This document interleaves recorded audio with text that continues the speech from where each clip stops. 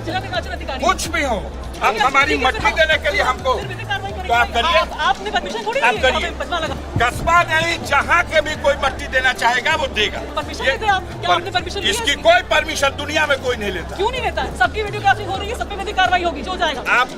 आप कर लीजिएगा, करिए, लेकिन करिए। मिट्टी देने से मत रोकिए। सर हम बात करेंगे वही मुख्तार अंसारी की। कुछ समझ में नहीं आ रहा, लोग बड़े कंफ्यूज हैं पाकिस्तान में, क्योंकि बहुत से भारत से ऐसे लोग हैं जो उसको फेवर कर रहे हैं और बड़ा अफसोस का इजहार भी कर रहे हैं और उसके बारे में लिख भी रहे हैं। तो अगर माफिया है तो कहां नहीं है माफिया का सबसे उस तरह का सलूक किया जाएगा। अगर है तो इस्तेमाल करो कानून को, मगर ये जो उत्तर प्रदेश की सरकार ने ये जो पॉलिसी बनाई है कि गोली का जवाब गोली से देंगे, लेकिन जो ये अपराधी हैं, जो ये माफिया हैं, आखिर ये पाले किसके द्वारा गए हैं? कहीं सच नहीं है। आप अपराधियों को पालेंगे, प्रदेश पार्टी जिस किसी भी पार्टी का रहा हो, क्या बताइए, क्या अपराधी नहीं था? किस पार्टी का था? किस पार्टी का था? आप सारे अपराधियों को पालेंगे, उनको माल्यार्पण करेंगे और उसके बाद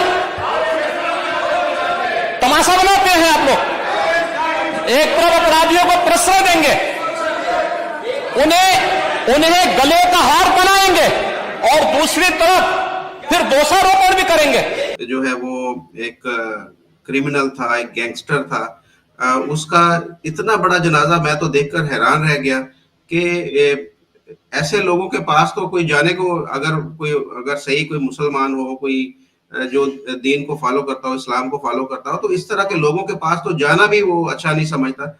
लेकिन इतना बड़ा जो जनाजा देखकर मैं हैरान रह गया। देख लिए, एक तो आपने देखा कि इतनी तादाद में वहां पर मुसलमानों का जमे गफीर है कि जो हजारों की तादाद में लोग हैं। तो गैंगस्टर और क्रिमिनल जिसके ऊपर तरह तरह के आरोप है, आरोप नहीं बल्कि आपको पता होगा कि वो बिल्कुल उसके ऊपर हकीकत में है, इल्जाम है। तो इतने मुसलमानों का जमा होना हैरान को नहीं है आपकी नजर में? नहीं, बिल्कुल भी नहीं है। 1947 से लेकर के 2024 तक मुसलमानों ने भारत को और भारत की सभी सरकारों को चीख चीख कर ये बताया है कि भारत के मुसलमान आतंकी, जंगजू, जिहादी, रेपिस्ट और गैंगस्टर के सपोर्ट में हैं। हमेशा बताया है, अपने अपने तरीके से उन्होंने हमेशा बताया है। ये तो भारत के सरकार और भारत के ब्यूरोक्रेट, डिप्लोमेट और भारत में जो पार्लियामेंट के अंदर जो लोग बैठते हैं वो, और भारत की 82.7% सनातनी की भूल है कि वो ये सोचते हैं कि भाई भारत जो है वो फूल का गुलदस्ता है और इसमें विभिन्न प्रकार के फूल हैं और हम सब एक गुलदस्ते में रहते हैं। अरे हम सब एक गुलदस्ते में रहते हैं और जब मन चाहता है तब जो गुलाब जो है वो कमल को मारने की कोशिश में लगा रहता है।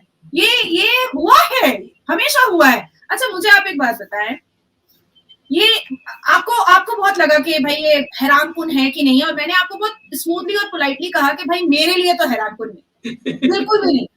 मैंने आपके साथ ही सेशन किया था जब बदायूं में साजिद और जावेद ने 2 मासूम छोटे छोटे बच्चों का गला रेता था और उसकी बोटियां की और उसके बाद फिर उसका कच्चा गोश्त दांत से काटा और उसका खून जो है वो अपने मुंह पर लगा करके कलमा वलमा पढ़ा।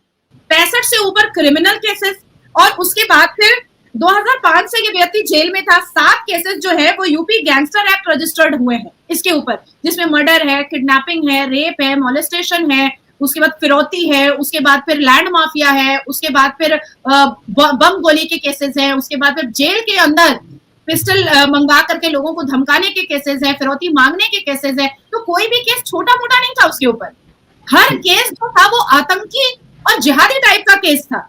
हिंदुओं को जिस हिसाब से 2005 से लेकर के एक जमाने तक वो जेल के अंदर से भी हिंदुओं को जिस हिसाब से वो ललकारता था, डराता था, वो मतलब मुगलों का ठरके आजम था। इसके अलावा कुछ भी नहीं था। वो अल्लाह का स्लीपर सेल बना हुआ था, वो कोई मोमिन नहीं बना हुआ था। अब आती है बात कि इलीगल बिजनेस कॉन्ट्रैक्ट और tender worth ₹215 crore of the gang was also stopped by the police in the period. आप सोचिए कि एक व्यक्ति मुख्तार अंसारी जो 700 करोड़ से ऊपर की संपत्ति रखने वाला व्यक्ति है, 700 करोड़ से ऊपर की संपत्ति है, और जेल के अंदर बैठ करके भी वो फिरौती करवाता था, वो किडनैपिंग करवाता था, वो रेप करवाता था, वो गोलियां चलवाता था, वो गोटियां करवाता था, और उनकी बेटियां और उनके दामाद और उनके बेटे जेल के अंदर बहुत आराम से उनसे बात करते थे, अब्बा आप कैसे हैं, अब्बा आप अच्छे हैं कि नहीं, आपकी आवाज अब्बा इतनी हल्की क्यों आ रही है, आपकी तबीयत कैसी है अब्बा। मतलब मुजफ्फर भाई, अगर आप किसी का रेप करते हैं तो आपकी बेटी, जब आप जेल जाएंगे तो आपकी बेटी आपको फोन कर करके आपकी खैरियत पूछेगी। इसलिए मैं कहती हूँ कि सिर्फ जिहादी नहीं है मुसलमानों में, जिहादन भी है, जिसको ख्याल रखना बहुत जरूरी है कि औरतें ये जो काला टेंट पहन करके, ये जो हिजाब फिजाब लगा करके जो चलती है, इनके दिल में बहुत नफरत है भारत के लिए। ये भारत को अपनी मातृभूमि और भारत माता नहीं मानती है। हम कोशिश में लगे हुए हैं और अपने दिमाग को समझाते हैं कि नहीं ये तो भारत माता मानती है, पर ऐसा है नहीं। अब देखिए कि मुख्तार अंसारी के जो ग्रैंडफादर हैं वो ब्रिगेडियर थे, और उन्होंने जी ब्रिगेडियर थे। मैं कोई अच्छी चीज छुपाऊंगी भी नहीं और गलत चीज भी नहीं छुपाऊंगी, अच्छी चीज भी नहीं छुपाऊंगी। मुख्तार अंसारी के अपने ग्रैंडफादर, अपने दादा अब्बू उनके ब्रिगेडियर रहे हैं, और उनको लायन कहा जाता था, नौशेरा में शेर कहा जाता था। मतलब आर्मी का वो एक ऐसा व्यक्ति थे जिससे पाकिस्तानी आर्मी के, घुसपैठियाओं के, स्लीपर सेल्स के, ISI के पैर कांपते थे उनका नाम सुन करके, और उनको सरकार ने महावीर चक्र के अवार्ड से भी नवाजा था। इतने बड़े खानदान से आया हुआ। लेकिन बात सिर्फ इतनी सी है मुजफ्फर भाई कि ये मुख्तार अंसारी अपने दादा अब्बू पर नहीं गया, बिल्कुल भी नहीं गया। जैसे मैं अपने पापा पर नहीं गई हूँ, मैं अपनी माँ पर गई हूँ। मेरे जितने भी, मतलब मेरा जो ऑरा है, मेरे जो बात करने का तरीका है, वो सब कुछ मेरी माँ के जैसा है। मेरे फादर से मेरा चेहरा मिलता है, मेरी एक्टिविटीज मिलती है, लेकिन जो मेरी बातों को रखने का तरीका वो पूरा मेरी माँ जैसा है। तो उसी तरीके से मुख्तार अंसारी अपने बहुत इतने महान दादा अब्बू पर नहीं गया, वो अपने चाचा पर चला गया। अब चाचा कौन है ये भी लोगों को, जनता को जानना बहुत जरूरी है। हमीद अंसारी जो भारत के पूर्व उपराष्ट्रपति रह चुके हैं, और वो भी 1-2 साल नहीं रहे। कांग्रेस ने उनको 10 साल उपराष्ट्रपति रखा था, जो बाद में उपराष्ट्रपति के पद से उतरने के बाद वो कैमरे के सामने बोलने लगे कि भाई भारत में मुसलमान जो है वो सिक्योर और सुरक्षित नहीं है, वो कहने लगे। अब मैं हमीद अंसारी साहब के बारे में बताना चाहूंगी कि उन्होंने कितने गुल खिलाए हैं। 1990 से 1992 तक वो ईरान की राजधानी तेहरान में भारत के राजदूत बनकर बैठे थे, और जब वो भारत के राजदूत बनकर के बैठे थे तो उन्होंने भारत के विरोध में बहुत सारे खुफिया काम किए। जब तेहरान में हमारे रॉ एजेंट, भारत के रॉ एजेंट जब उनसे परेशान हो चुके थे, तो कई बार उन्होंने कभी राजीव गांधी को, कभी मनमोहन सिंह को ये रॉ एजेंट चिट्ठियां लिखते थे, लेकिन कोई काम भी नहीं होता था। इवन इंदिरा गांधी जी को भी लिखा गया है, तब भी कोई काम नहीं होता था। 2017 में पहली बार उन चिट्ठियों पर कोई कार्रवाई होने की संभावना हमारे तेहरान और ईरान में बैठे हुए रॉ एजेंट को संभावना नजर आई, जब मोदी जी के नेतृत्व में ये देश चलने लगा। और खुद रॉ एजेंट ने मोदी जी को रिक्वेस्ट किया कि हमीद अंसारी साहब पर एक जांच एजेंसी बैठानी चाहिए, क्योंकि जिस तरह से हमारे भारत के ब्यूरोक्रेट को, डिप्लोमेट को और रॉ एजेंट्स को हमीद अंसारी ने 1990 से लेकर के 1992 तक में जो परेशान किया है और उनको फंसाने की कोशिश की है तेहरान के अंदर और ईरान के अंदर, इस पर हमीद अंसारी को नहीं होनी चाहिए। और आज तक हमीद अंसारी को बचाने के लिए पूरी कांग्रेस और विपक्षी दल लगी पड़ी है, और जैसे ही उनको पता चला कि कहीं ना हमीद अंसारी साहब पर कोई मतलब ऐसा कोई मामला और जांच एजेंसी बैठ जाए, उन्होंने कैमरा के सामने बोलना स्टार्ट कर दिया कि भारत में मुसलमान सुरक्षित नहीं। अरे भारत में मुसलमान सुरक्षित